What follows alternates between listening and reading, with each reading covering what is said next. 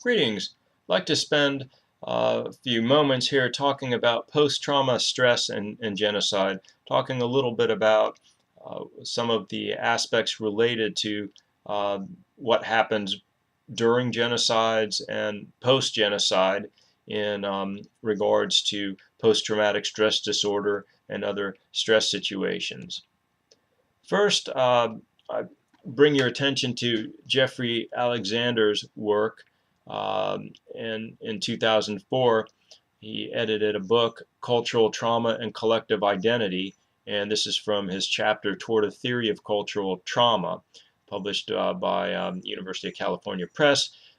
Professor Alexander states, and I'll quote from page 1, cultural trauma occurs when members of a collectivity feel they have been subjected to a horrendous event that leaves indelible marks upon their group consciousness, marking their memories forever and changing their future identity in fundamental and irrevocable ways.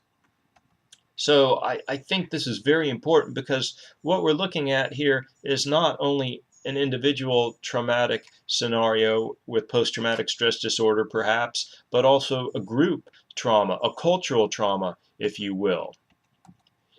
If we were to look at the Diagnostic and Statistical Manual of Mental Disorders, Volume 5, which came out in 2013, we have a post-traumatic stress disorder in there.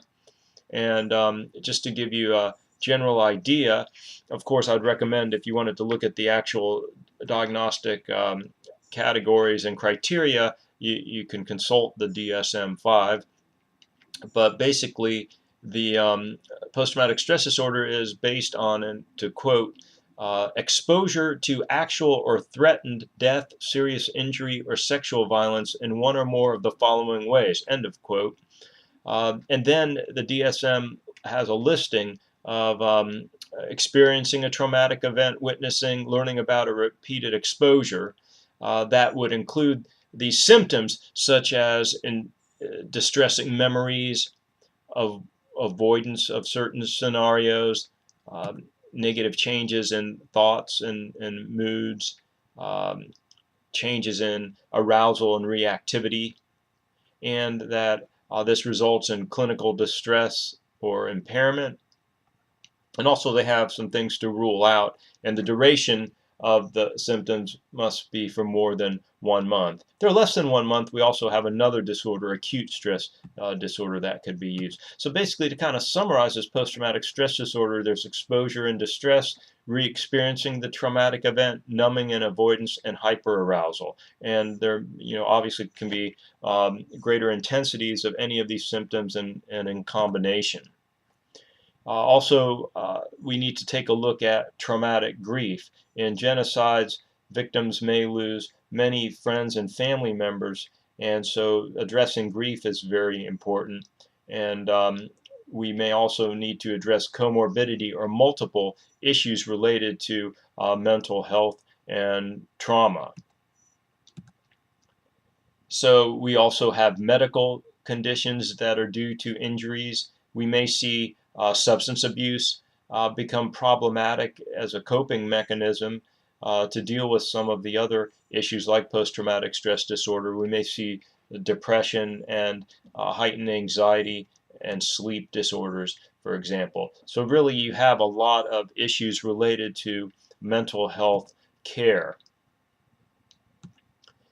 There's also, according to Turner and Lloyd, a relationship between cumulative trauma experience and psychological distress and mental disorders. And so obviously, in cases of genocide, we're most likely going to see cumulative trauma, and so a much higher risk for psychological distress and mental disorders. Also, post-traumatic stress disorder may not show up until years later. And of course, we need to recognize that post-traumatic stress disorder can happen to anyone at any particular age.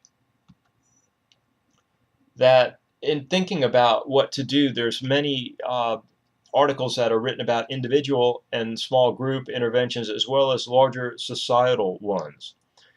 Some of the more individual or group-based would be, for example, what has been found to be helpful, and Bison points this out uh, the, in a book on post-traumatic stress disorder, things like cognitive behavioral therapy, and also there is some work in looking at a procedure called EMDR, eye movement desensitization and reprocessing, and other things related to certain types of procedures that are done by professionals trained in that way that may have some assistance as well. Also, specific medications may be used. But what's real important is that we have to recognize we must do this in a culturally relevant manner, and be very attuned to the culture that we're addressing, and make modifications as necessary so the treatment fits the culture, rather than trying to impose a treatment from another culture which may or may not work or may create more problems. There also is the research by Bremner, who points out that that stress may actually damage the brain, and this can lead to physical as well as psychological changes in how the brain functions, and this can be problematic as well. This can lead to the stress can lead to memory problems, learning problems, for example. But there may be ways to reverse this process through therapy, and sometimes SSRIs are used, such as Prozac.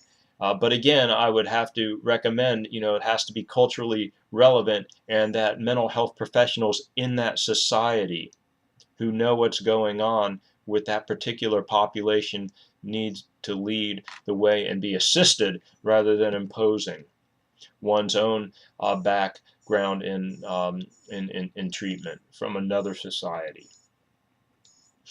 Other issues we might see would be, for example, depersonalization and dissociation, and a search for meaning to try to make sense of what happened. So again, there's a variety of scenarios. Uh, Also, what's recommended in the literature are a variety of exercises and larger group activities to help people cope. And Irving Straub has written extensively about that.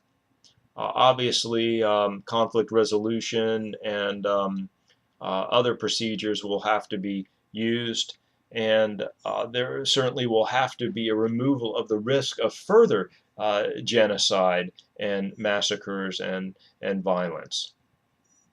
There may be situations of reconciliation between perpetrators and victims, and we're beginning to see some amazing research emerge out of the Rwandan area.